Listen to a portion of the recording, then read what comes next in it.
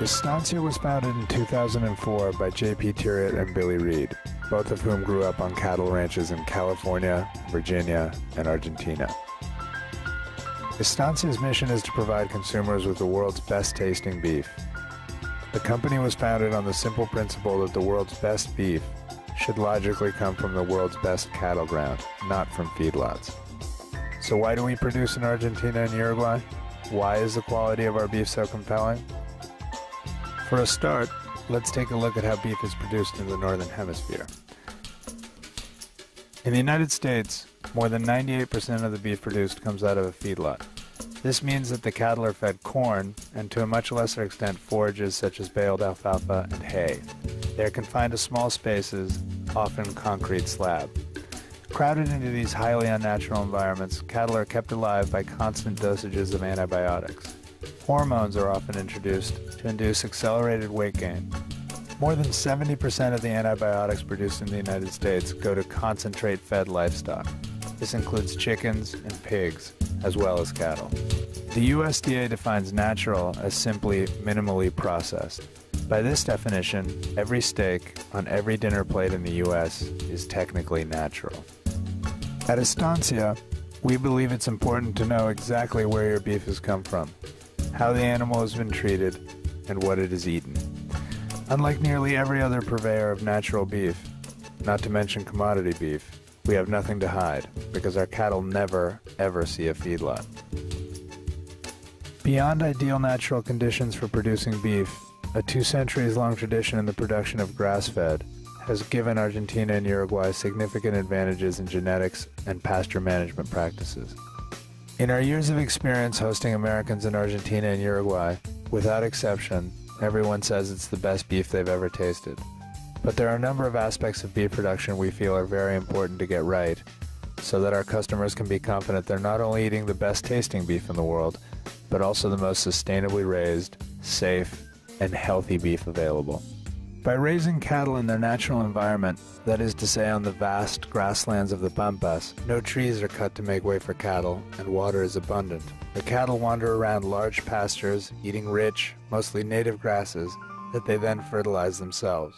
It's an inherently solar production system that requires little outside assistance and is actually good for the environment. But when we say cattle are good for the environment in Argentina and Uruguay, we mean it. Anyone who's seen cattle ground turned over to soy or monocrop agriculture can instantly understand the problem. Ranchers have strong incentive not to overgraze because they'd only destroy the resource on which they most depend year after year. There are few, if any, places in the world where the fertility of the soil, the high protein content of the grasses, year-round rain, and benevolent weather so benefit cattle rearing. As with wine, where terroir is everything, so it is with real grass-fed beef. At the end of the day, you just can't fake it. Some of Estancia's grass-fed competition feeds baled alfalfa in feedlots. When we use the term grass-fed, we mean cattle wandering freely around uncrowded green pastures their entire lives, period. Apart from having a clean conscience environmentally, Estancia's consumers can also have the confidence that they are eating the healthiest beef in the U.S. market. In contrast to cattle standing cheek by jowl in pens, cattle that exercise walking around grazing on live green grass produce a very different, much cleaner, and nutrient-rich protein. Hundreds of studies verify that grass-fed beef has half the fat and cholesterol of regular beef, and of that fat, 41% is monounsaturated, like olive oil.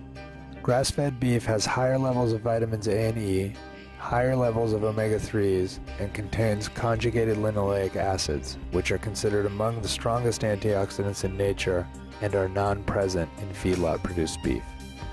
Grass-fed cattle do not require antibiotics to survive. Argentina and Uruguay have both made illegal the use of hormones and growth-promoting antibiotics. In the realm of safety, it's important for consumers to realize that mad cow and E. coli 0157H7 are entirely feedlot-produced disasters, and where there are no feedlots and concentrate feeding, these diseases do not exist. To wit, Argentina and Uruguay are 2 of only 5 certified mad cow-free countries in the world. Beyond how our beef looks and tastes, it's very important for consumers to be aware of how their beef has been produced because it affects our health, our children's health, and the health of the planet we live on. Oftentimes, conscientious decisions mean sacrifice in terms of quality and enjoyment, but with beef the opposite is true. Much like the heirloom tomato, almost lost with the complete takeover of, let's call it, the industrial tomato, the American consumer hasn't tasted real beef for a very long time. 70 years ago, before the invention of the feedlot, beef from Argentina and Uruguay graced the tables of nearly all of America's finest steakhouses, as it does today in Europe. American interest in real, low-impact, truly natural beef is growing rapidly. Many companies have sprung up to take advantage of this new marketplace and crowd it with messages that ultimately serve to confuse the consumer. Residue-free, raised naturally, local, organic. Despite all the verbiage and the fact that there's constant pressure to relax what few meaningful terms there are, notably grass-fed and free-range, we're confident in the fact that a 5-year-old can readily see and appreciate the Estancia difference. It's truly beef as nature intended.